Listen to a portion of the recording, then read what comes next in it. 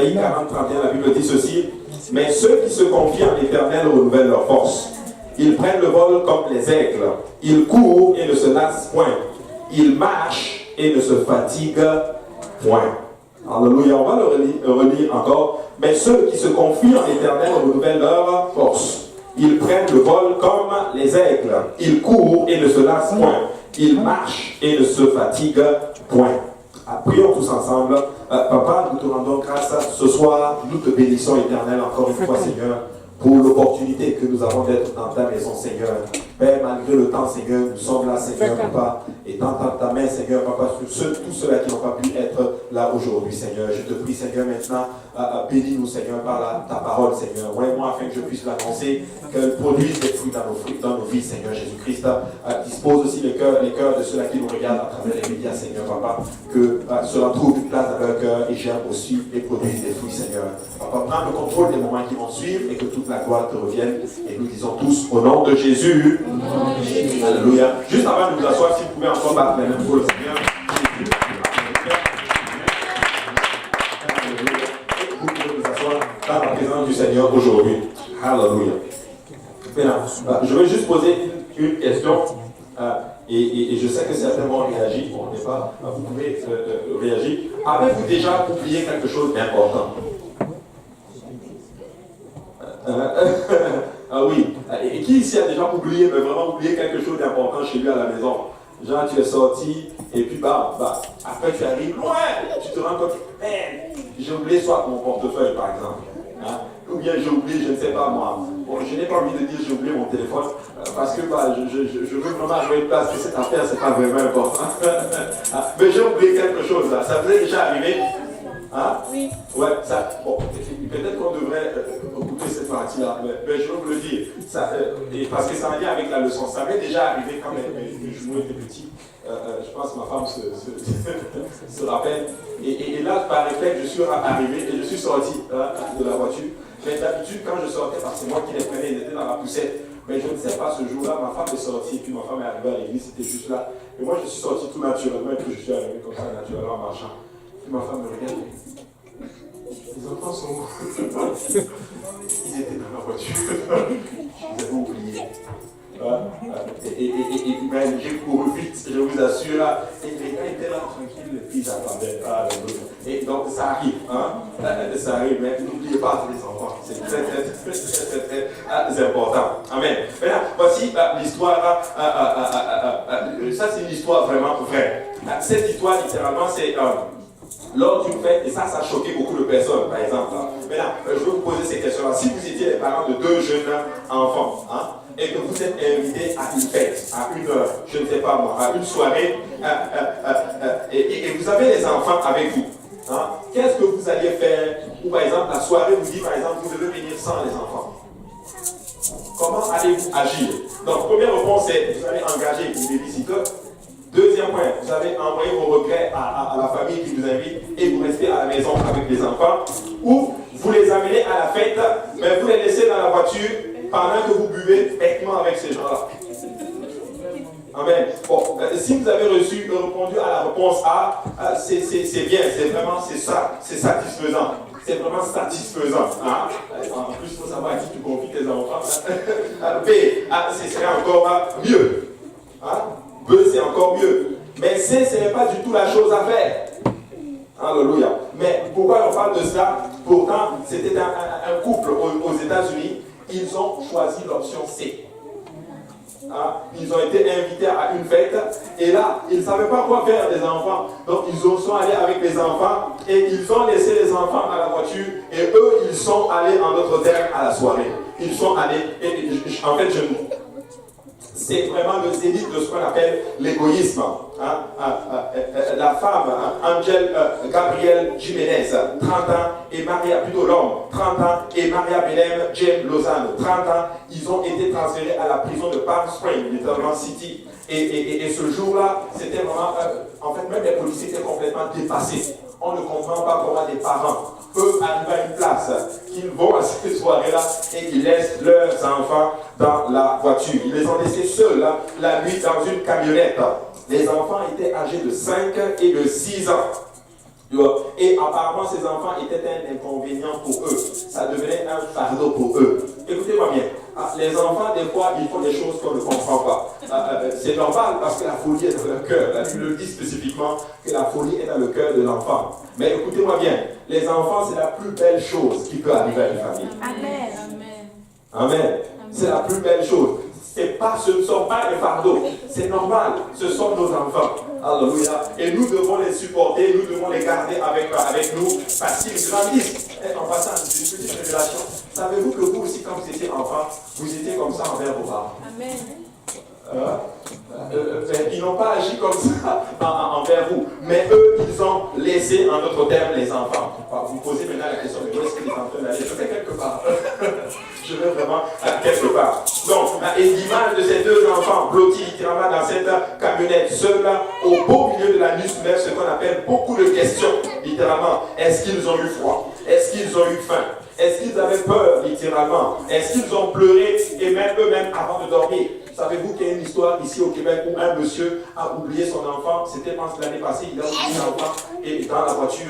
Et laissez-moi vous dire que c'était au moment de la chaleur, les vitres étaient montées. Et au moment où il arrive, l'enfant avait déjà étouffé et puis l'enfant est mort. Je pense qu'il est en prison en ce moment. En fait, c'était juste un homicide involontaire, ils disent, parce que ça arrive. Hein? Nous devons faire très attention. Nous devons vraiment faire très attention. Maintenant, ce qui est arrivé à cette famille-là, c'est les deux parents ont été mis en prison et cela semble, c'est vraiment étrange, littéralement. Mais malheureusement, ces enfants sont sortis sains et saufs, en d'autres termes. Le garçon et la fille ont été retrouvés quelques heures plus tard et ils sont maintenant pris en charge par les services de protection de l'enfance où ils doivent rester jusqu'à ce qu'ils puissent être confiés en permanence à quelqu'un, c'est-à-dire un adulte qui aimera et qui va prendre soin de ces enfants-là. En d'autres termes. Vous savez, je ne sais pas que je suis pour ceci, mais cette histoire, en d'autres termes, nous montre que des fois, nous agissons avec un peu de négligence et des fois avec un peu d'irresponsabilité. Et malheureusement, ils étaient fêtards, peut-être, mais c'était une chose que ces gens-là, ces parents-là, ce n'étaient pas en fait des gens qu'on peut appeler des parents. Alléluia. Maintenant, si vous étiez maintenant le juge qui était capable de traiter cette situation, comment vous allez punir ces parents? La première question c'est, vous allez éloigner les enfants de ce couple. Réponse B, envoyer le couple en prison pour pas moins de 5 ans. C'est ordonner, ordonner qu'on les stérilise, en d'autres termes, qu'ils ne puissent plus avoir des enfants. Ou aucune de ces réponses, et eux, toutes ces réponses, tout ce qui précède. Maintenant, si vous avez répondu eux, vous avez 100%. C'est juste irresponsable. En fait, j'essaie d'être un peu dur, mais c'est juste irresponsable, littéralement. Donc, vous voyez là qu'on peut oublier quelque chose d'assez important. Tu vois, on peut oublier quelque chose d'important. Maintenant, vous devez y penser. Maintenant, avez-vous déjà, je vous pose la question, avez-vous déjà oublié quelque chose d'important? Amen. Maintenant, moi je n'ai pas beaucoup de choses à dire aujourd'hui, vraiment. Non, si j'ai beaucoup de choses à dire. Mais ce que je veux vous dire, c'est ceci. Des fois, nous oublions quelque chose d'important dans notre vie. Le Seigneur. Amen. Le Seigneur. Nous l'oublions en d'autres termes. Maintenant, regardez ce que la Bible dit ceci. La Bible dit, mais ceux qui se confient en l'Éternel renouvellent leur force. Ils prennent le vol comme les aigles. Ils courent et ne se lassent point. Ils marchent et ne se fatiguent point. Ça, c'est un passage très fort en d'autres termes. Il est en train de dire ceci, que des fois, dans des moments où nous n'avons pas envie d'être, nous devons nous confier à qui? À l'Éternel. Mais des fois, j'ai l'impression que quand les problèmes arrivent, nous oublions sous le coup d'invoquer le Seigneur ou de nous confier au Seigneur. Je pense que c'était, je ne sais pas si c'était Mallory père ou fils, mais je pense que c'était le père. Il était aux Philippines. Et je pense qu'il était, vous savez, en Philippines, des fois, c'est très dangereux. Lui, c'est un prédicateur, il prêche vraiment la parole du Seigneur. Et là, il s'est fait braquer, en d'autres termes. Je ne sais pas si c'était dans un rêve ou en tout cas où c'est la réalité, mais il s'est fait braquer, en d'autres termes. Et pendant qu'il racontait l'histoire, un de ses fidèles lui demande, mais pasteur, n'as-tu pas invoqué le nom du Seigneur Jésus-Christ pour que le feu tombe sur lui et le consume? Il dit, j'ai oublié. Des fois nous oublions littéralement. Mais dans ce passage que nous venons de lire, humainement, il y a deux choses qui ne vont pas dans ce verset, Ésaïe chapitre 40, verset 31. La première est que Dieu attend de nous que nous soyons renouvelés, pas frustrés pendant que nous attendons. Il dit ceci, ceux qui se confient en l'Éternel. En anglais, c'est ceux qui attendent de l'Éternel. Dieu dit, attends-moi. Mais Dieu s'attend, alors que tu lui attends, il veut que tu sois renouvelé. Il veut que tes forces se renouvellent. Alors que des fois nous attendons du Seigneur, la réponse ne vient pas. Mais au lieu de nous renouveler, nous devenons frustrés en notre terre. Mais là, qui ici, le Seigneur lui a fait des promesses. Et les promesses ne sont pas encore accomplies. Et alors que tu attends, et le Seigneur te dit, attends-moi. Alléluia. Ça ne va pas ensemble. Mais Ésaïe nous dit ceci, que si tu te confies à l'Éternel et que tu attends de l'Éternel, non seulement tes forces vont se renouveler en notre terre, tu ne seras pas frustré. Il est en train de dire que nous attendons souvent mal après le Seigneur. Quand nous attendons du Seigneur, nous regardons tellement à la promesse, et nous voulons que les choses s'accomplissent comme nous voulons. Mais les choses ne vont pas s'accomplir comme nous voulons. Les choses vont s'accomplir comme le Seigneur veut que ça s'accomplisse. Alléluia. Donc ainsi, c'est comme ça que fonctionnent en d'autres termes les affaires avec le Seigneur. Le deuxième problème avec Ésaïe 40, verset 31, c'est la séquence de ce qu'on appelle la triple promesse d'Ésaïe à ceux qui attendent. Regardez ceci. Il dit ceci. Moi je pense qu'il a en arrière. Il dit ceci. Ils prennent leur envol comme l'aigle. Ils prennent leur envol comme l'aigle. Et il dit ceci. Ils courent et ne se lassent point. Moi j'avais l'impression que quand on court, on se fatigue. Mais il dit ceci, que quand tu cours après le Seigneur, tu ne te fatigues pas. Alléluia. Je suis en train de dire ceci. Si tu veux servir, si tu veux arriver à une place où tu n'es pas fatigué, cours après le Seigneur. Ne cours pas après les autres choses en notre terme. Des fois, nous courons après beaucoup de choses et ça nous fatigue en notre terme. Mais écoute-moi bien, si tu cours après le Seigneur, si tu fais les choses, tu cherches le Seigneur, tu ne vas pas te lasser. Tu ne vas vraiment pas te lasser. C'est très très très important. Alors nous devons arriver à une place que la motivation de tout ce que nous faisons, c'est pour faire plaisir au Seigneur.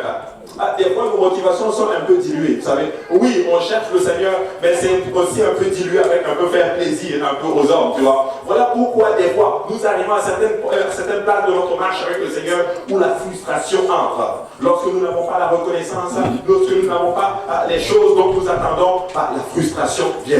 Mais si nous attendons totalement, à 100% avec le Seigneur, nous pouvons être sûrs d'une chose, nous n'allons pas être frustrés. Amen. Maintenant, ces règles, littéralement, on le voit dans les Écritures, dans la parole du Seigneur. Tu vois, il dit ceci, il marche et ne se fatigue point. Quand tu marches longtemps, Pasteur a raconté le témoignage, il est parti aux États-Unis avec sa fille et il a marché. Il dit qu'à un moment donné, ça sentait, tu avais envie de manger le repos ou le fait de ne plus marcher. Je ne sais plus comment il a porté ceci. Mais ils ont beaucoup marché et ils étaient fatigués. Je comprends maintenant pourquoi ils étaient fatigués. Parce qu'ils étaient allés faire du shopping. Mais si tu marches après le Seigneur, laisse-moi te dire que tu ne vas pas te fatiguer. Alléluia. Il marche et ne se fatigue à point. Ça a l'air contradictoire. Laisse-moi te dire, écoute-moi bien, alors que tu fais les choses, ça a l'air contradictoire avec le monde. C'est comme ça que toi, tu vas réussir dans notre terme. Dieu veut enlever toute béquille qui va te permettre, dans d'autres termes, de t'appuyer sur toi-même. Tu sais, Dieu est tellement bon. Alléluia. Quand tu rencontres le Seigneur, il change ta démarche pour que tu puisses boiter un peu comme Jacob, afin que tu puisses t'appuyer sur le rocher. Parce qu'il est notre rocher. Dieu ne veut pas que tu marches par toi-même. Dieu veut que tu marches avec lui. Que tu marches en t'appuyant sur lui. Et quand tu marches avec le Seigneur, à la rencontre du Seigneur, en suivant le Seigneur, tu ne vas pas te fatiguer. Alléluia. Tu ne vas pas se fatiguer. Tu sais, chacun de nous pouvons marcher, c'est banal. Mais Dieu le voit autrement. Nous voulons peut-être des ailes, mais ce dont nous avons vraiment besoin, c'est de marcher sans tomber afin de pouvoir vivre pour le Seigneur, notre terme. Le but de tout ceci, c'est de marcher sans pour autant tomber. C'est de marcher sans tomber dans la tentation. Le frère Jules a ouvert le service ce matin. Moi, j'ai beaucoup aimé ceci. Il dit que si nous marchons et que nous ne réunions pas le Seigneur, je sais pas si c'est les 3 choses ou les 4 choses qu'il a mentionnées pour ceux qui étaient là. Il dit ceci, la tentation va venir, mais Dieu va nous préserver de la tentation. Amen. Hein? Dieu va nous préserver de la tentation. Tu ne réunis pas le nom, mais il y a eu peu de puissance.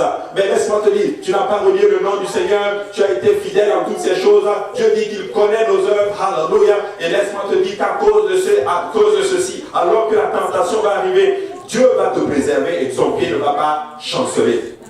Alléluia. Ton pied ne va pas chanceler. Maintenant, regardez ce que la Bible dit. Dans Exode chapitre 33, verset 1, la Bible dit, l'Éternel dit à Moïse, va, pars d'ici, toi et le peuple que tu as fait sortir du pays d'Égypte.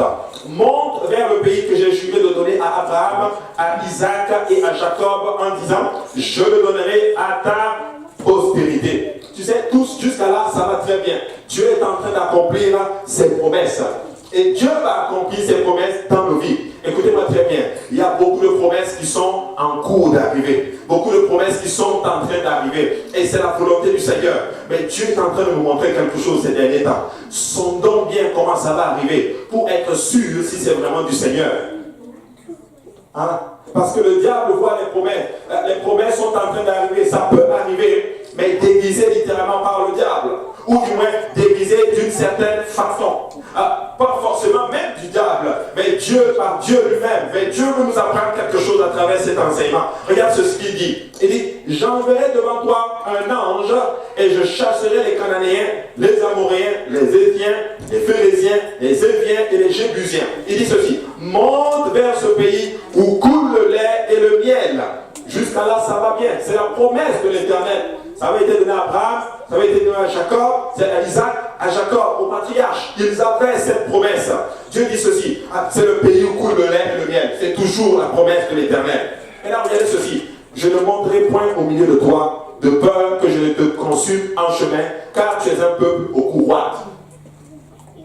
Jusqu'à là, la promesse est correcte. Mais Dieu dit ceci, ok, je vais envoyer mon ange. Mon ange va faire le travail pour toi. Il va tuer les Cananéens, il va enlever tous les obstacles. Tu vas avoir ta promesse. Mais écoute, je ne vais pas monter avec toi.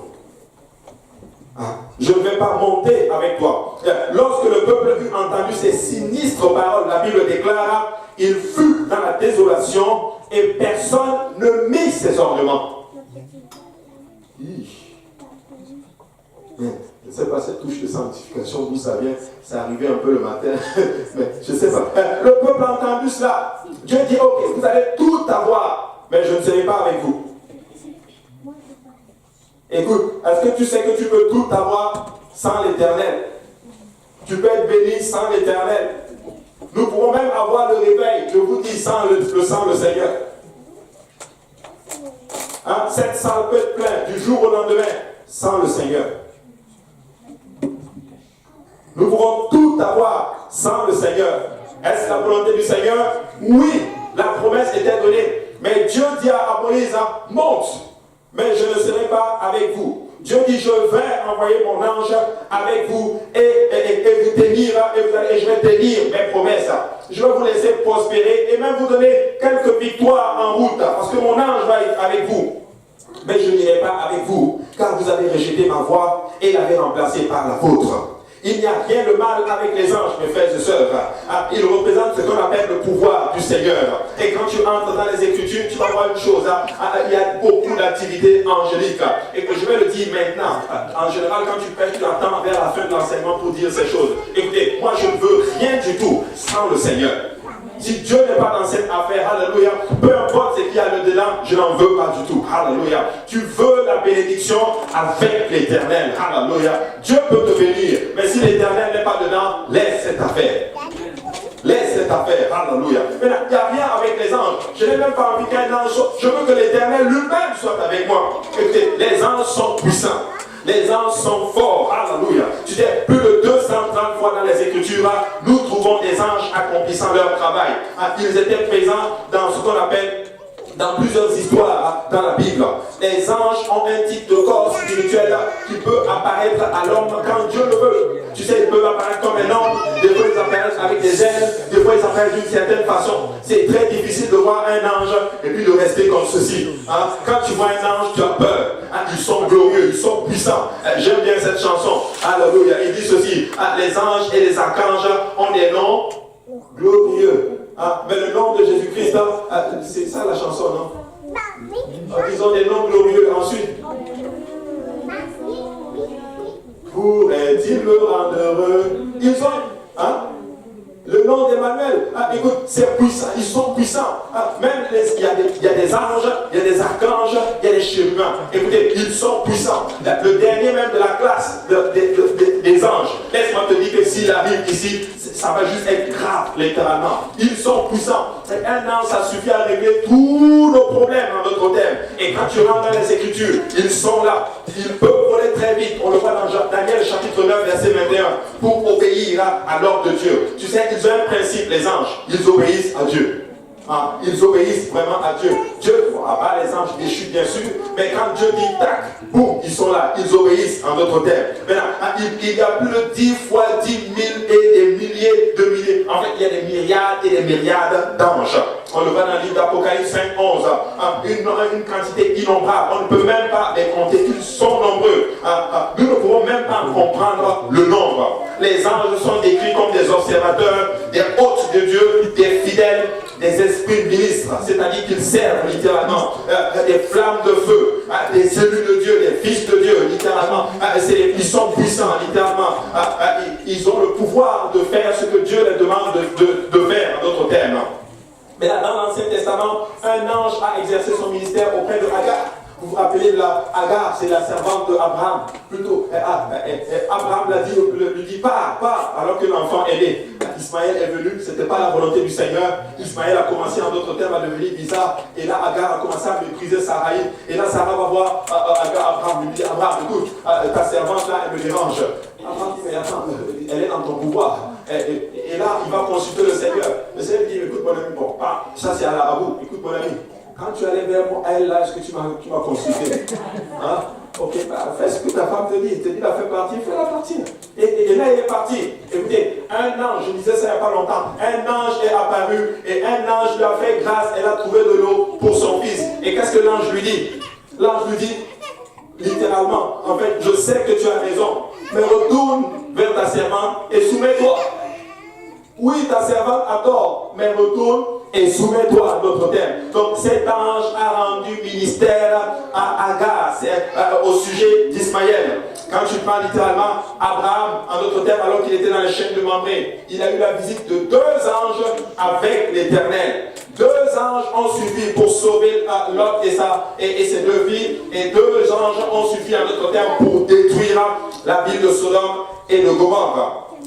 Un ange a averti Balaam de sa désobéissance. Un ange a détruit 70 000 Israélites lorsque David a désobéi. Un ange a renforcé Élie. Un ange a tué 185 000 Assyriens. Un ange a préservé Daniel de la fosse au lion. Un ange a conservé les 3 garçons hébreux dans la fournaise ardente. Mais même dans le Nouveau Testament, plutôt quand Jésus est arrivé dans sa vie, un ange a annoncé la naissance de Jésus-Christ à Marie. Joseph et les bergers, des anges l'ont servi dans sa tentation. Des anges sont montés et sont descendus sur lui dans son ministère. On le voit lorsque Jacob était couché à Bethel, il voit littéralement en songe une échelle et les anges sont en train de descendre là. 2 anges ont parlé aux disciples lors de l'ascension de notre Seigneur Jésus-Christ. Maintenant, dans l'église primitive, un ange a ouvert les portes de la prison pour libérer les apôtres. Un ange a envoyé Philippe dans le désert pour témoigner. Un ange a demandé à Corneille d'envoyer Pierre là. Un ange a sauvé Pierre de la prison. Un ange a tué Hérode pour son orgueil. Un ange s'est tenu près de Paul là, dans une tempête. Mais un ange, ça reste un ange. Ils sont puissants, ils font toutes ces choses. Mais un ange, c'est un ange. Peuple de Dieu, écoutez-moi, un service, ça reste juste un service. Un sermon, c'est juste un sermon. Ce sermon, peut-être d'ici la fin du service, d'ici demain, vous l'aurez complètement oublié. Qui se souvient qu'est-ce qu'on a enseigné dimanche soir? Personne. Moi-même, je ne m'en souviens pas. Alléluia. Amen. Ça reste un sermon. Un prédicateur reste un prédicateur. Une chanson n'est juste qu'une chanson. Une prière n'est juste qu'une prière. Un miracle, c'est juste qu'un miracle. Écoutez-moi bien. Mais Dieu reste Dieu. Nous n'avons pas besoin de nulle chose. Nous avons besoin du Seigneur dans toutes ces choses. Alléluia. Écoute, si tu vas faire quelque chose, assure-toi que Dieu est dedans. Dieu va accomplir sa promesse. Mais je vais vous donner un enseignement aujourd'hui. Quand les choses vont commencer à arriver, tu auras l'impression que la promesse est en train de s'accomplir. La première chose, évalue si Dieu est dans cette affaire. Si Dieu n'est pas dans cette affaire, s'il te plaît, laisse cette affaire. Tu sais, Dieu peut l'envoyer en d'autres termes. Dieu peut te dire, ok, tu t'entêtes, je te le donne. Mais sache que moi, je ne suis pas là-dedans. Écoutez, le Seigneur est en train de me montrer une chose. Moi, je veux la bénédiction avec l'Éternel. Je n'ai pas envie d'entrer dans cette promesse sans l'Éternel. Peuple de Dieu, si nous allons faire ces choses-là, s'il vous plaît, faisons-le en invitant la présence de l'Éternel en milieu de nous. Nous n'arrivons pas à une place où nous faisons des choses en performance. Et quoi qu'il y a des talents, en toutes choses, mais nous voulons la présence de l'Éternel. Nous voulons la présence de l'Éternel. Alléluia. Tout est dans le Seigneur. La Bible dit que vous avez tout en Jésus-Christ. Alléluia. Dieu est le grand je suis. Tu sais, Moïse se rend immédiatement à la table d'assignation et il va commencer maintenant à parler avec le Seigneur. Dieu dit, lève-toi et entre dans la promesse. Je vais t'envoyer un ange. Et Moïse sait c'est quoi la capacité des anges. Mais Moïse va dire quelque chose de particulier, littéralement. Moïse était déterminé. Moïse va dire ceci, Seigneur, si tu ne marches pas avec nous, on ne bouge pas. Hein? Il dit, Seigneur, Dieu dit, ok, tu vas tout avoir, tout ce dont tu as besoin, tu vas l'avoir. Et Moïse, il est audacieux. Tu sais, des fois, nous devons être audacieux avec le Seigneur. Nous devons être précis dans ce que nous voulons avec le Seigneur. C'est maintenant que je commence à comprendre ceci. Alléluia. Il y a certaines choses que je cherchais. Il y a certaines choses qui sont même presque en train d'arriver. Ma femme me regarde et rit. Mais je vous assure, c'est bizarre cette affaire, littéralement. Maintenant, je le déclare maintenant. Seigneur, si tu n'es pas dans cette affaire, je n'en veux pas.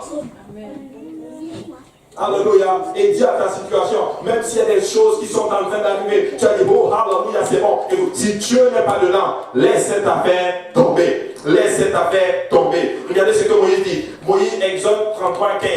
Moïse lui dit, si tu ne marches pas toi-même avec nous, ne nous fais point partir d'ici. En fait, Moïse est en train de dire au Seigneur, Papa, si toi tu ne viens pas avec nous, personnellement, moi je ne bouge pas. Ne nous laisse même pas nous éloigner de cet endroit. Je préfère rester au statu quo et attendre le secours de l'Éternel. Alléluia. Mais écoute-moi, la chose va arriver. Si ça t'emmène en d'autres termes à briser ce qu'on appelle les principes de l'Éternel, laisse-moi te dire que Dieu n'est pas dans cette affaire. Dieu n'est pas dans les choses qui va faire briser les principes. Dieu n'est pas dans les choses qui va te faire couper en d'autres termes de sa volonté. Non, Dieu veut te bénir. Mais laisse-moi te dire que la meilleure des bénédictions, c'est lorsque le Seigneur lui-même est là-dedans. Écoutez, les chansons que nous chantons ici, pas sur YouTube. Les autres églises le chantent aussi. Les mêmes chansons, ils les chantent ils aussi. Et des fois, j'ai même l'impression que même c'est beau, c'est fou, à quel point c'est des professionnels. La qualité du son, hallelujah. Écoutez, c'est extraordinaire. Le style et toutes ces choses. Mais des fois, est-ce que Dieu est dedans? Hein? Est-ce que Dieu est dans cette affaire? Et tu peux tout avoir sans Dieu. Alors que veux-tu aujourd'hui? Veux-tu tout sans Dieu? Ou veux-tu tout avec Dieu? Nous voulons tout avec le Seigneur. Nous n'avons pas envie d'avoir toutes ces choses sans le Seigneur. Hein? Nous voulons la bénédiction avec l'Éternel. Alléluia. Exode 33, verset 18. Moïse dit, fais-moi voir ta gloire.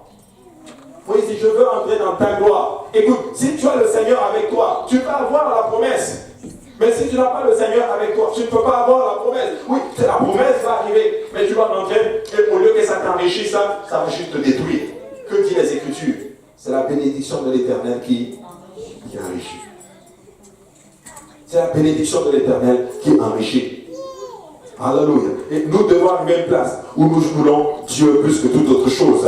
Alléluia. Mon Dieu, si tu ne viens pas avec nous, on ne bouge pas d'ici. Il semble que toutes les autres églises ont appris à avoir des services. Ils ont appris à avoir des chants, des sermons. Mais ils n'ont pas le Seigneur. Je me rappelle, je suis parti une fois, j'avais accompagné le pasteur. Je pense que le frère Jules était avec nous aussi. On était parti aux États-Unis. Je pense, je ne veux pas dire le nom, mais c'est juste où on était parti là. Et il y avait quelque chose qui s'était passé en d'autres termes. ceux qui organisaient, en d'autres termes, c'est une jeune église qui commençait, mais qui avait organisé la conférence comme le groupe venait pour la conférence et qui n'avait pas de chantre. Qu'est-ce que les responsables ont fait? Ils sont allés chercher une dame, une personne, en d'autres termes, qui sait, et un monsieur qui joue très bien au piano, mais qui n'est pas consacré, qui n'est pas d'accord avec le principe de la sanctification. Ils sont allés chercher, en fait, ils l'ont cherché, ils l'ont dit, ok, viens jouer pour la conférence. Et il a dit, bon, bah, moi je veux venir, mais il faut que ma femme joue aussi. Il faut qu'elle joue aussi, il faut qu'elle chante aussi. Mais sa femme n'était pas dans la sanctification. Et le compromis, il l'a fait rentrer dans la chorale. Il l'a fait rentrer dans la chorale. Mais quand on est arrivé, quand il chantait, on sentait la présence de Dieu. Mais en brisant les principes. Des fois, nous devons arriver à une place où nous disons ceci, Seigneur, je ne veux rien sans toi. Parce qu'à un moment donné, ces choses, ça va te rattraper. Ça va te rattraper. Les églises ont appris à avoir des services sans le Seigneur, des chants et des sermons sans le Seigneur, littéralement, des préparations sans le Seigneur. Et ça, c'est vraiment triste.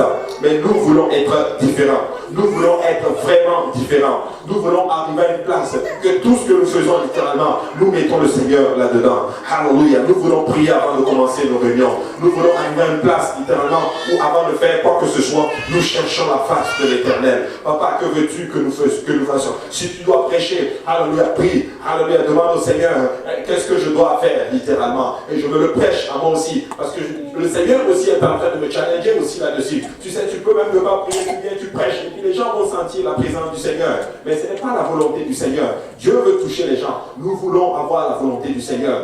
Tu vas chanter, cherche la face du Seigneur. Tu vas faire quelque chose pour Dieu, cherche la face du Seigneur, littéralement. Arrive, cherche la face du Seigneur, prie. Peu importe le ministère dans lequel tu es, tu dois chercher la face du Seigneur. Tu dois chercher la face du Seigneur. Nous avons des aperçus, des contacts, des fois nous ressentons des fois certaines choses, nous avons des moments que nous avons déjà eu, nous avons vécu certains moments dans la présence du Seigneur et nous ne pouvons pas continuer sans ça, en d'autres termes. Regardez, Psaume chapitre 11, plutôt 147, verset 7 dit ceci: tremble devant le Seigneur, ô terre, devant le Dieu de Jacob. Nous devons arriver à une place où nous tremblons devant le Seigneur. Nous devons arriver à une place où, avant de faire quoi que ce soit, tu mets d'abord tes genoux et tu dis, Seigneur, aide ta volonté dans cette affaire. Seigneur, oins-moi, aide-moi à le faire avec ta présence. Aide-moi à le faire en étant en accord avec toi. Je n'ai même pas envie qu'un ange monte avec moi. Je n'ai même pas envie qu'un ange soit avec moi. Je veux que toi, l'Éternel des armées, tu sois avec moi. Dieu dit, mon ange personnel va monter avec toi, Moïse. Moïse dit, non, je ne bouge pas. Ouais, ça devait être audacieux. Hein? Ça devait être une conversation terrible. Dieu dit, non, vas-y, il va monter avec toi. Non, je ne pars pas. Je ne pars pas. Écoutez-moi bien. Ce que je suis en train de dire, c'est ceci. Tu peux arriver à une place, tu cibles tellement le Seigneur. Tu dis, Seigneur, moi je ne veux pas telle chose. Tant que tu ne donnes pas les garanties, les conditions nécessaires pour que je puisse être toujours dans ta présence, pour que je puisse toujours chercher ta face. Mais des fois, nous arrivons à telle place, la chose arrive et nous ne regardons pas les conditions en notre terme. Et les choses deviennent de plus en plus compliquées. Et au lieu que cette bénédiction t'enrichisse et te fasse du bien, elle devient juste frustrante en d'autres termes en dedans de toi. Ça te fait du mal et tu n'arrives pas en d'autres termes à en sortir. Et tu arrives à une place et tu commences à murmurer contre même cette bénédiction. Et que la bénédiction, c'est la volonté du Seigneur. Mais tu sais quoi? Ça arrive quand nous avons ce qu'on appelle un coup roide. Parce qu'Israël avait un coup roide. C'était un peuple qui ne voulait pas du tout la face de l'Éternel. Tout ce qu'il voulait, c'était la main de l'Éternel. Dieu dit, moi je ne monte pas parce que vous avez un coup roide. Écoute, tu sais, il ne faut pas avoir un coup roide. Il ne faut pas aller contre les principes du Seigneur. Serve le Seigneur, fais sa volonté. Et avant même de te bénir, il va monter avec toi. Il va dire, écoute, en fait, avant même de monter avec toi, il va même te précéder dans la bénédiction. Il va préparer les conditions nécessaires. De telle sorte que quand tu vas arriver, alléluia, ça ne va juste pas être, ça va juste être extraordinaire. Écoutez, Dieu va faire de grandes choses cette année. Mais s'il vous plaît, sondez les conditions qui sont alentour lorsque les choses vont commencer à arriver dans votre vie. Et si ça ne fait pas la volonté et la grâce, et si ça ne fait pas la volonté du Seigneur, laisse tomber cette affaire. Dis à Dieu, papa, je veux avoir la garantie. Je veux que toi, tu sois dedans. Et quand Dieu va être dedans, tu sauras littéralement que cette bénédiction te sera profitable. Alléluia. Je connais des personnes dont la bénédiction a été vraiment comme ça les a détruits. Ça les a détruits. Psaume 16, verset 11, la Bible dit ceci. Tu me feras connaître le sentier de la vie. Il y a d'abondantes joies devant ta face, des délices éternelles à ta droite. Tu sais, des fois, nous devons arriver à une place où nous voulons comprendre les voies de l'Éternel. Moïse cherchait les voies de l'Éternel. Tu sais, ça ne fait pas de sens des fois. Des fois, Dieu va t'impulser, il va te dire, laisse tomber ça. Laisse tomber ça. Mais ça ne fait pas de sens. Si tu laisses tomber, que vont dire les gens? Ah, les gens vont dire, non, mais tu as laissé tomber ça. Mais oui. Dieu m'a dit, laisse tomber. Dieu n'est pas dedans. Laisse tomber. Écoute, si tu ne laisses pas tomber, ça va être bon. Tu vas avoir tout ce dont tu as besoin. C'est pas ça le problème. Mais à un moment donné, Dieu n'est pas là. Un ange, c'est juste un ange. Un ange ne peut pas te consoler. Un ange ne peut pas te pardonner tes péchés. Un ange ne peut pas te donner ce que Dieu peut te donner littéralement. Tu sais, nous ne sommes pas en quête de puissance. Alléluia. Et j'ai beaucoup aimé le vertu du service. Peut-être que nous avons peu de puissance. Mais s'il y a quelque chose sur laquelle nous tenons, c'est au nom de l'Éternel, les voies de l'Éternel, la présence de l'Éternel. Et c'est ça qui compte. Alléluia. Pourquoi? Parce que quand tu as la présence de l'Éternel, tu as tout pleinement en toi. Amen. Nous avons tout pleinement. Et des fois, certains vont venir, ils vont dire, alléluia, oh, il y a ceci, oh, il y a ceci, ah, il y a ceci, oh, il y a ceci. Mais écoute, nous, ce qu'on veut, c'est quoi? Nous voulons garder le nom de l'Éternel. Nous voulons garder la présence de l'Éternel. Nous voulons garder les voies de l'Éternel dans notre vie. Écoutez, je n'ai pas envie d'avoir une place où je vais briser littéralement les principes de l'Éternel juste pour avoir telle chose. Écoute, tu peux le faire. Et tu vas les avoir. Mais écoute-moi bien, c'est pas que je prophétise mal, ça va te détruire. Ça va détruire tout ce que Dieu a pris le temps pour bâtir dans ta vie. Alléluia. Dans ta vie. Regarde, Psaume 51, verset 11, la Bible dit ceci. Détourne ton regard de mes péchés. Efface toutes mes iniquités.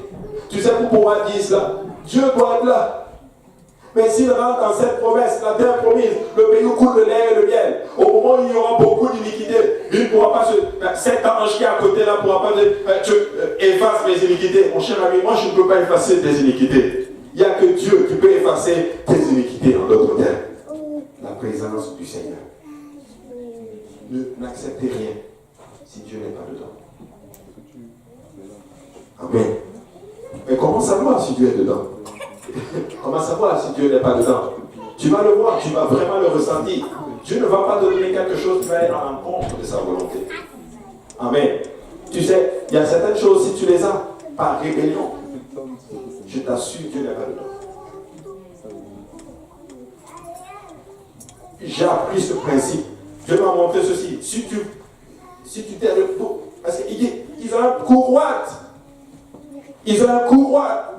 Et Dieu dit parfait, parce que tu as un courroie. Courroie, ça veut dire tout simplement, vous êtes rebelle. Toujours la plainte. Ça va pas, ça c'est pas ça. Moi je veux ça, ça c'est ceci. Parce que tu as si. Je dis, écoute, je vais te donner ce que tu as besoin. Je vais même te donner un ange puissant. Peut-être qu'il est même plus puissant que Michael. Je vais te donner un ange qui a peut-être celui-là qui a tué les 185 000 Assyriens. Je vais te le donner, il va aller avec toi. Il va tuer tous tes ennemis devant toi. Et ça va être le pays où coule le lait et le miel. Quelle va être ta réponse? Mon frère, ma soeur, réponds, alléluia, à l'Éternel.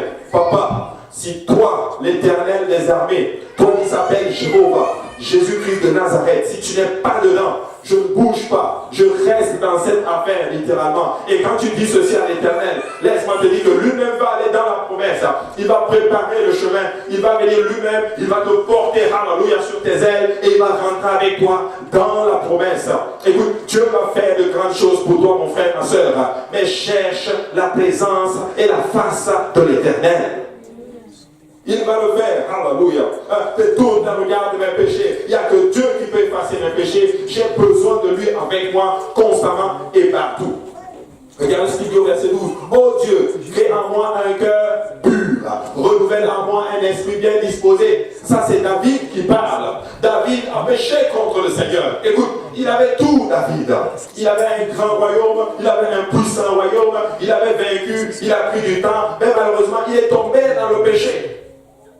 Il est tombé dans le péché. Il a commis l'adultère Bathsheba. Il a tué son mari, en d'autres termes. Et la mort devait frapper littéralement notre cher David. C'est ce que la loi déclare. Mais David se répand. David a un esprit de pardon. Il dit, pardonne-moi, Seigneur. La Bible dit qu'il a dit, j'ai péché contre l'Éternel dans les Écritures. Mais je suis convaincu que si on devait peindre l'histoire, David a sûrement dit, il s'est probablement couché à terre. Il a enlevé probablement son chapeau, sa couronne de bois. Il l'a jeté par terre. Il a dit, j'ai péché contre l'Éternel. Probablement qu'il a commencé à pleurer et Dieu l'a pardonné. Tu sais, des fois, nous devons avoir ce qu'on appelle une bonne attitude. Il faut avoir une bonne attitude. Ton attitude détermine comment Dieu va agir en ta faveur. C'est vrai. Tu peux avoir raison et puis avoir tort. J'en parlais avec quelqu'un hier. Tu peux avoir raison et avoir tort en même temps. Tu as raison. Mais la façon dont tu vas apporter ceci va faire que tu vas avoir tort. Nous voulons avoir une bonne attitude comme David. David dit, pardonne-moi Seigneur. Et il écrit le psaume 51. Il écrit en moi un cœur pur. Purifie mon cœur. Que je n'arrive pas à une place, en d'autres termes, où mes yeux sont fixés, en d'autres termes, sur ce qu'on appelle les choses que le monde recherche. Nous ne voulons pas ces choses-là, en d'autres termes. Nous voulons d'abord la face de l'Éternel. Et si ton cœur est ainsi, demande au Seigneur de te créer un cœur pur. Dis au Seigneur, purifie mon cœur, que mes motifs soient purs, en d'autres termes, devant toi. Je ne fais pas ces choses pour ceci, mais je le fais parce que je veux te faire plaisir. Encore, vous savez, des fois, nous sommes motivés par certaines choses, Moi le premier, mais que Dieu sanctifie et purifie notre cœur. David ne dit pas seulement, il ne dit même pas là mon cœur, il dit ceci, crée un nouveau cœur. En d'autres termes, enlève ce cœur de pierre, donne-moi un autre cœur, Seigneur Jésus-Christ. Il y renouvelle en moi un esprit bien disposé. Tu sais, Moïse avait un esprit bien disposé. Moïse ne voulait. Dieu dit, je vais te donner le pays où coule le lait et le miel. Tout ça, c'est bon. Mais tu sais quoi? La motivation de Moïse, c'était même pas le pays où coule le lait et le miel. Parce que le pays où coule le lait et le miel, pour Moïse, c'était pas Canaan, mais c'était Yahweh lui-même. Écoute, ton délice, ta promesse, c'est le Seigneur lui-même. Alléluia. Dieu peut faire. Dieu peut te donner un beau mariage. Dieu peut te donner des beaux enfants. Dieu peut te donner un beau ministère. Dieu peut te donner tout. Il peut te donner des finances. Il peut te donner la santé. Tout. Mais écoute, si l'Éternel n'est pas là-dedans, ou si tu fais de tes choses, alléluia, tes délices, laisse-moi te dire que tu vas juste perdre parce que ces choses vont finir par passer. Mais laisse-moi te dire que si tu mets ton cœur dans le Seigneur Jésus-Christ, c'est lui qui est ma terre promise. C'est lui qui est mon Canaan. Alléluia. C'est vers lui, c'est lui seulement que je veux. Laisse-moi te dire qu'il va te mettre dans ces choses et tu vas regarder ces choses comme de la boue. C'est rien. Nous avons besoin du Seigneur. Amen. Nous ne voulons rien sans le Seigneur. Il dit, ne me rejette pas loin de ta face. Ne me rejette pas loin de ta face. N'envoie même pas un ange. En fait, Seigneur, tu es en train de dire que tu es fatigué de moi et tu vas me laisser partir avec quelqu'un d'autre, bien que c'est ton Seigneur. Non, Seigneur, non, tu ne peux pas être fatigué. Ne m'éloigne pas de ta face. Je veux être dans ta présence. Je sais que je ne suis pas parfait, mais Seigneur, je veux être constamment avec toi. Ne me rejette pas. Il dit ceci, ne me retire pas ton Esprit Saint. Est-ce qu'il avait l'Esprit Saint? Il n'avait plus été baptisé du Saint-Esprit. Mais c'est comme s'il avait soif. Écoutez, David était un personnage bizarre. Son corps était quelque part coincé dans l'Ancien Testament, mais son esprit était dans le Nouveau Testament. C'est comme s'il désire les choses de la grâce, littéralement. Écoute, David était dans le temps de la loi, mais il a expérimenté la grâce. Alléluia. David a traversé l'Ancien Testament, il est venu, il a pris la grâce de l'Éternel, et il est revenu avec de cela dans l'Ancien Testament, et il a commencé à jouir de ceci, alors que ses compatriotes étaient là et ils ne comprenaient pas. La loi dit, tu dois mourir parce que tu as commis l'adultère. Mais lui, il avait la grâce de l'Éternel. La loi dit, parce que tu as commis le meurtre, tu dois mourir. Mais il avait la grâce de l'Éternel. Hey, alors que le monde dit que vous êtes fichu, alors que le monde dit que vous êtes en train de perdre votre temps, vous avez la grâce de l'Éternel avec vous. Oui. Vous avez la grâce de l'Éternel avec vous. Nous ne sommes pas des gens perdus. Nous sommes des gens bénéficiaires de la grâce de l'Éternel. Nous ne sommes pas des gens hyper matérialistes, cupides ou quoi que ce soit. Nous ne cherchons pas ces choses. Alléluia. Nous cherchons l'Éternel. Et laissez-moi vous dire, il va faire son réveil. Il va accomplir ses promesses. Mais j'ai une bonne nouvelle pour vous. Il ne va pas l'accomplir étant juste à l'extérieur. Il va l'accomplir étant dans la promesse avec nous. Pourquoi? Parce que nous allons changer, alléluia, les motifs de notre cœur. Nous ne voulons pas seulement beaucoup de gens ici assis. Non, nous voulons beaucoup de gens et Dieu est dedans. Amen. Oui. Et Dieu est dedans. Nous ne voulons pas toutes ces choses. Alléluia. Les gens vont venir, ils vont être contents, mais ils vont sentir la présence de l'Éternel. Les gens vont venir, ils vont sentir beaucoup de choses, mais il y aura la présence de l'Éternel parmi nous. Peuple de Dieu, nous ne voulons pas être comme ces autres églises. En d'autres termes, ils arrivent, ils performent toutes ces choses. Ils n'ont même pas cherché la face du Seigneur. Ils montent, ils performent et ils descendent littéralement. Et oui, il y a beaucoup de gens qui vont là. Mais écoutez, nous voulons la présence du Seigneur. Nous allons marcher avec les principes du Seigneur. Il dit, ne me rejette pas loin de ta face. Ne me retire pas ton Esprit Saint. Et David avait compris. David avait compris que la seule chose qui compte, c'est le Seigneur. C'est le Seigneur. Écoutez-moi bien. Je ne sais pas si c'est une prophétie, mais Dieu va donner beaucoup d'opportunités à certaines personnes. Ou du moins, certaines opportunités vont venir. S'il te plaît, sonde-les bien pour savoir si Dieu est vraiment de toi. Fais attention. Tu vas sauter dedans et toutes ces choses que Dieu a promis sont vraiment là. Et tu restes perdu. Dis ce soir à Dieu, papa, si une opportunité vient, si tu n'es pas dedans, je ne bouge pas. Je ne suis pas dedans. Je ne suis pas dedans. Et Dieu va le faire. Ça peut être des opportunités à tout point de vue.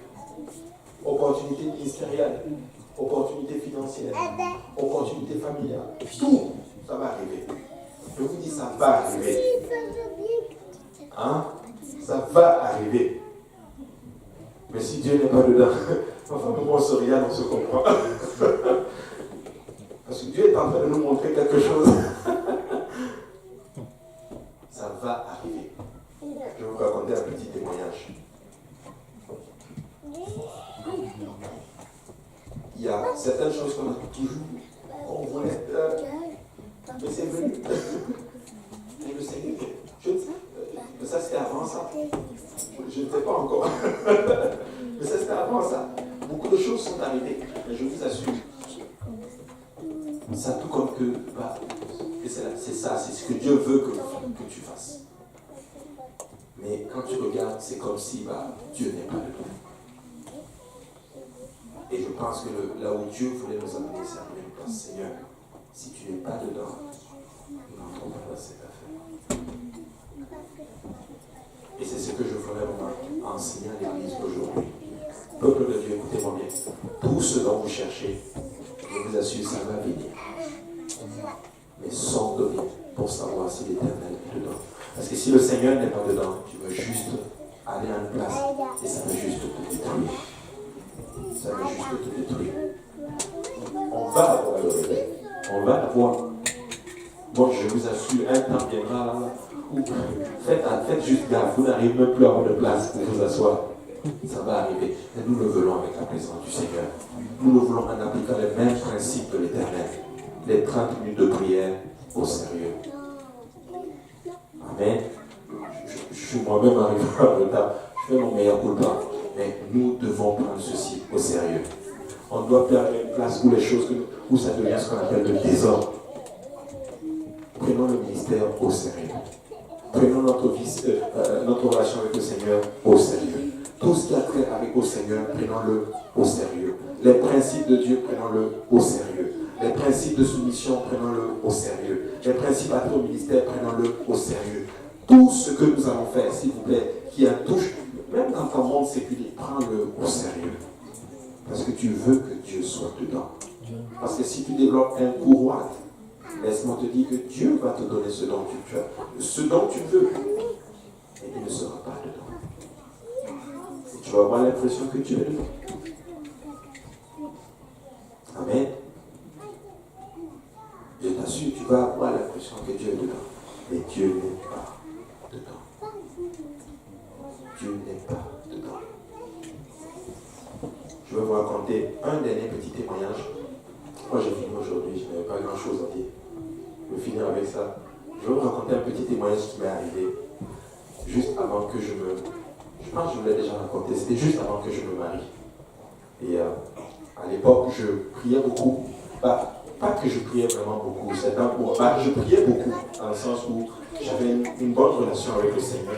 Je priais le matin, je lisais ma Bible, je faisais des études bibliques. J'avais du temps, j'avais vraiment du temps. Et le mariage n'était pas du tout dans ma tête. Pas du tout. Mais comme homme, j'avais aussi quelques vues là. Je regardais, peut-être ça peut être elle, comme ça peut être elle, pas elle, ou ça peut être elle, pas elle. Et un jour, je peux le dire parce que j'ai raconté à ma femme, elle sait cette histoire, donc il n'y a pas de souci. Et un jour, j'ai eu un songe. Je ne sais pas si c'est un songe ou un rêve. Et dans le songe, j'avais vu, j'ai vu notre soeur. J'ai vu notre soeur. Et ensuite, on n'était pas encore fiancés, donc j'ai vu notre soeur. Et la soeur était à la réunion de prière, dans le songe. Elle était à la réunion de prière, on était à Saint-Laurent, jusqu'à qu'elle m'impose même la main. Et je vous dis, il y avait aussi, à l'époque, oui, il y avait des sentiments. Et là, je me suis réveillé, j'ai dit, oh, c'est ça. Ça, c'est la voix de l'Éternel. Dieu est dedans.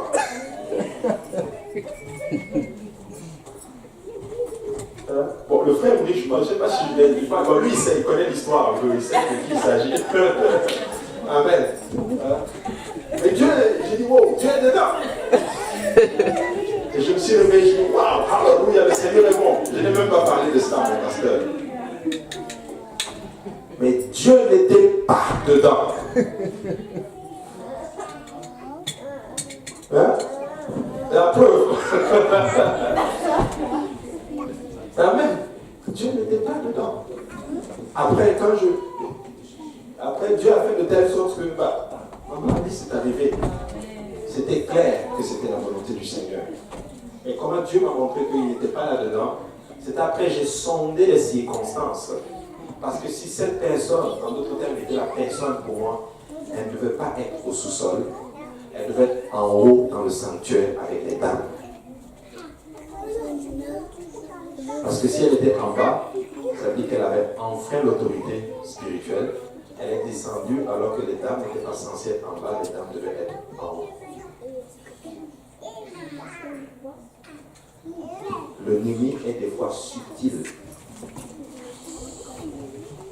Amen. Très important. Sondez les choses aux alentours pour savoir si Dieu est dans chaque décision que vous allez prendre. Amen. Amen. Sinon, ça va être un peu comme Lot. Lot, regarde, la Bible dit que c'était comme un jardin que l'Éternel avait arrosé. Il est parti sur le chemin de Sodome et Gomorrhe. Amen. Alléluia. Levons-nous tous ensemble. J'ai fini avec mon enseignement aujourd'hui. Sondons les Écritures et connaissons les voies de l'Éternel. Apprenons à discerner ce qu'est le Seigneur dans notre terre. Amen. juste avant de venir ici, pourquoi je sais vraiment que je suis dans la volonté du Seigneur, juste avant de venir ici, je me suis reposé et j'ai aussi fait un autre songe. Et dans ce songe, quelqu'un est venu me dire ceci. Il me dit, je vais dans telle église, mais je me suis fâché avec le pasteur, je voulais juste voir si toi ici, est-ce que c'est toujours ouvert, est-ce que je peux venir chez toi? Puis je me suis réveillé. Donc, tu ne peux pas venir ici. Va t'arranger avec ton pasteur. Parce que c'est un pasteur qui sert le Seigneur dans le songe. Vous savez, beaucoup de personnes vont venir, on va voir beaucoup de personnes, mais Dieu doit être dedans. Nous devons fonctionner avec les bons principes. Amen. Courage, si tu vas monter, prie et sois dans la soumission à la direction. Tu vas chanter avec onction et Dieu va être dedans. Tu vas enseigner à l'école du dimanche, cherche la face du Seigneur, prépare tes classes, marche dans la soumission et Dieu va être là-dedans. Peu importe le ministère dans lequel tu vas faire, marche dans la soumission et l'Éternel va être là-dedans. Je l'ai dit, si tu conçois quelque chose et que tu bâtis quelque chose dans la rébellion, laisse tomber. Laisse tomber. J'ai entendu quelqu'un qui a dit ceci. Il n'est même pas totalement dans la vérité, mais il a dit quelque chose de vrai. Il enseignait à son peuple, il a dit ceci. Si tu montes même un ministère dans la rébellion, ferme ce ministère et retourne auprès de ton pasteur.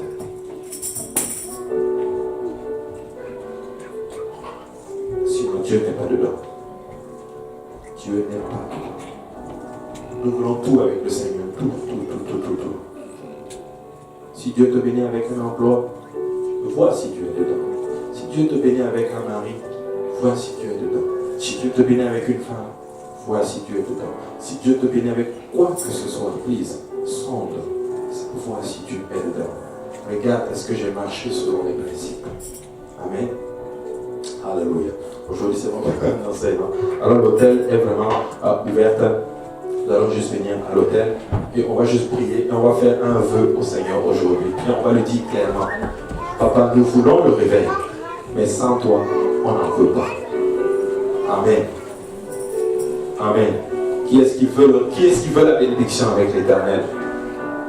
Alléluia. Nous la voulons avec le Seigneur. Alléluia.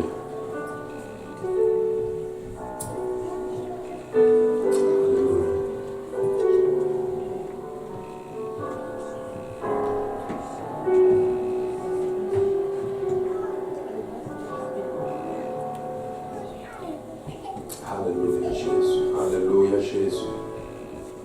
Papa, nous voulons la bénédiction avec toi, Seigneur.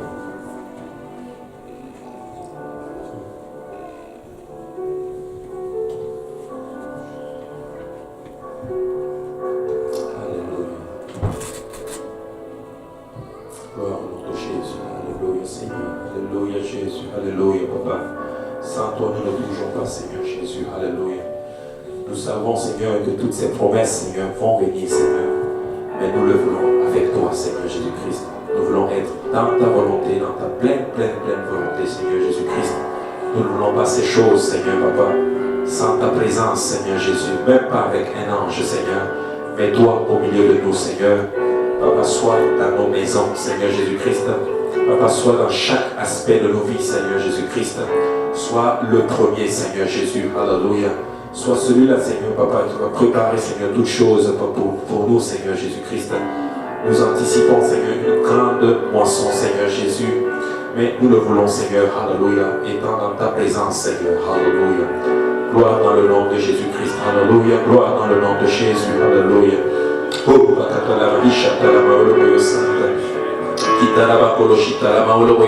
Alléluia, Papa. Alléluia. Gloire à ton nom, Seigneur Jésus. Alléluia, Alléluia, Seigneur. Gloire à ton nom, Seigneur Jésus, Papa. Ta volonté, Seigneur, Père. Alléluia, Papa. Nous refusons la bénédiction sans toi, Seigneur Jésus. Nous refusons toute chose sans toi, éternel des armées, Seigneur Jésus. Nous refusons de concevoir ou de bâtir quoi que ce soit, Seigneur Papa, sans toi, Seigneur Jésus-Christ. Alléluia. Parce que sans toi, Seigneur Papa, rien ne peut se bâtir, Seigneur Jésus-Christ. Tu es, Seigneur Papa, celui qui bâtit toutes choses, Seigneur Jésus. Alléluia. Si tu ne bâtis pas la maison, Seigneur Père, alléluia, elle ne va pas tenir, Seigneur Père. Sois celui qui va bâtir, Seigneur, ce ministère, Papa. Sois celui qui va bâtir cette église, Papa. Sois celui, Seigneur, qui va bâtir, alléluia, Papa, à l'œuvre à laquelle tu nous appelles, Seigneur. Sois celui, Seigneur, alléluia, Papa, qui va bâtir, Seigneur, chaque aspect de nos vies, Seigneur Jésus-Christ, alléluia, Papa. Parce que nous refusons toutes choses sans toi, Seigneur. Papa, sois celui qui bâtit nos familles, sois celui qui bâtit nos enfants, Seigneur. Et nous voulons arriver à cette place, Seigneur Papa. Et nous ne voulons pas oublier, Seigneur Papa, la chose la plus importante, Seigneur, c'est notre relation avec toi. Père, je ne veux pas t'oublier, Seigneur. Je ne veux pas t'oublier, Seigneur Jésus. Papa, nous te voulons, Seigneur. Nous te voulons au milieu de nous, Seigneur. Nous te voulons, Seigneur Papa. Nous te voulons, Papa, parmi nous, Seigneur Jésus-Christ. Nous te voulons parmi nous, Seigneur Jésus. Alléluia, Jésus. Nous te voulons parmi nous, Seigneur Jésus. Alléluia. Nous te voulons, Papa. Alléluia. Nous te voulons, Seigneur. Alléluia, Seigneur. Alléluia, Jésus. Alléluia, Jésus. Alléluia.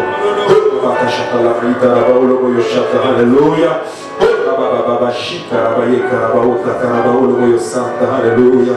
Papa, nous te voulons, Seigneur. Nous te voulons, Jésus. Alléluia.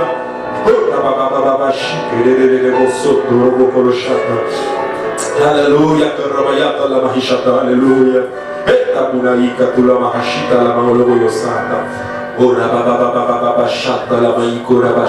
Alléluia, Papa. Alléluia, Jésus. Alléluia, Jésus. Alléluia.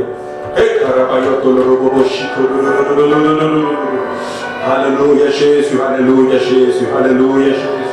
Alléluia, Jésus. Alléluia. Merci, Seigneur. Tu as de grandes choses pour nous, Père. Tu as vraiment de grandes choses pour nous, Papa. Seigneur, je te prie, Seigneur. Bénis-nous, Seigneur, mais sois avec nous, Seigneur Jésus. Alléluia. Nous voulons voir, Papa, plusieurs âmes venir à toi, Seigneur. Nous voulons les voir te servir, Seigneur. Nous voulons les voir grandir, Seigneur. Nous voulons les voir être en ta volonté, Seigneur Jésus. Nous voulons tout ceci en ta volonté, Père. Alléluia, Jésus. Alléluia, Jésus. Alléluia. Merci, Seigneur. Merci, Seigneur. Alléluia. Alléluia. Que le Seigneur vous bénisse. Nous allons faire, alléluia, carrément comme ce vœu à l'Éternel. Alors que nous sommes en train d'entrer dans une nouvelle année de promesses, une nouvelle année de bénédiction, nous allons dire au Seigneur que nous ne voulons pas entamer tout ceci sans lui. Sans lui, non. Nous voulons le Seigneur. Nous voulons qu'il nous accompagne dans chaque aspect de nos vies. Chaque aspect de nos vies. Chaque ministère en ces lieux. Seigneur, je veux que tu sois, Papa. Sinon, nous ne voulons pas bouger, Seigneur. Alléluia, Jésus.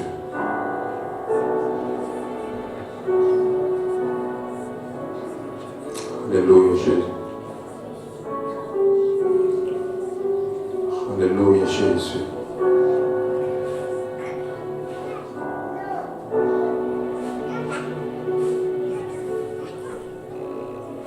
Alléluia, Jésus. Il y a beaucoup de conviction en ce moment à cet hôtel. C'est parce que Dieu veut faire de grandes choses avec nous.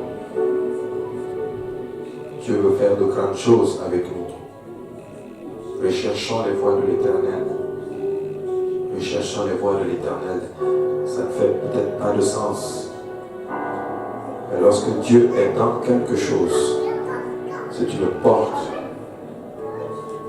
que personne ne peut fermer. Il va ouvrir les portes et il va mettre toutes les conditions nécessaires pour que ça soit pour sa gloire. N'aie pas peur de fermer quelque chose si tu ressens que Dieu n'est pas là-dedans. N'aie pas peur de fermer quelque chose si Dieu n'est pas là-dedans.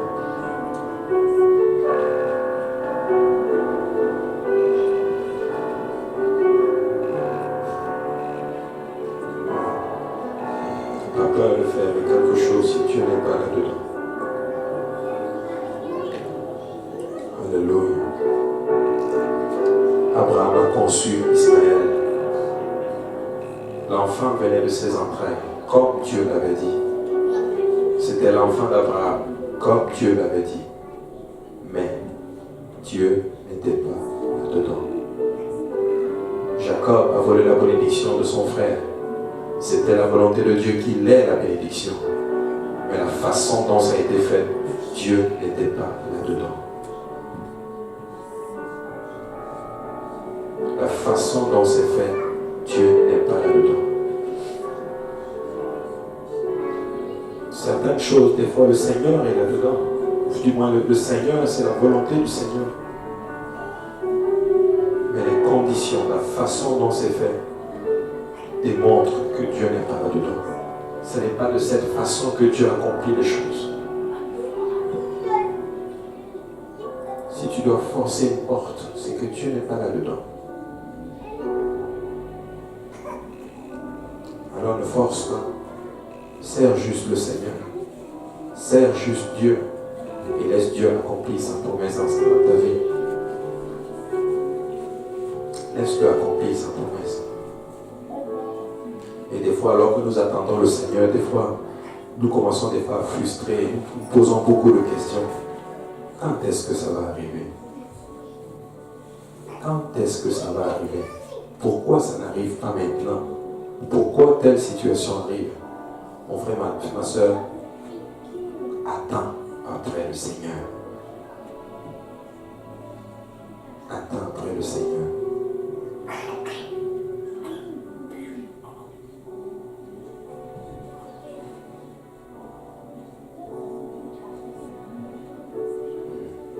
Alléluia.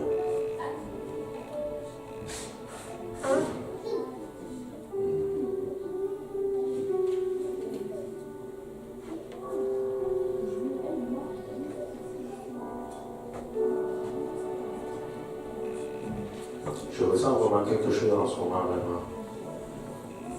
Peut-être que tu es résolu dans ta pensée, mais tu sais, si tu laissais juste une place au Seigneur,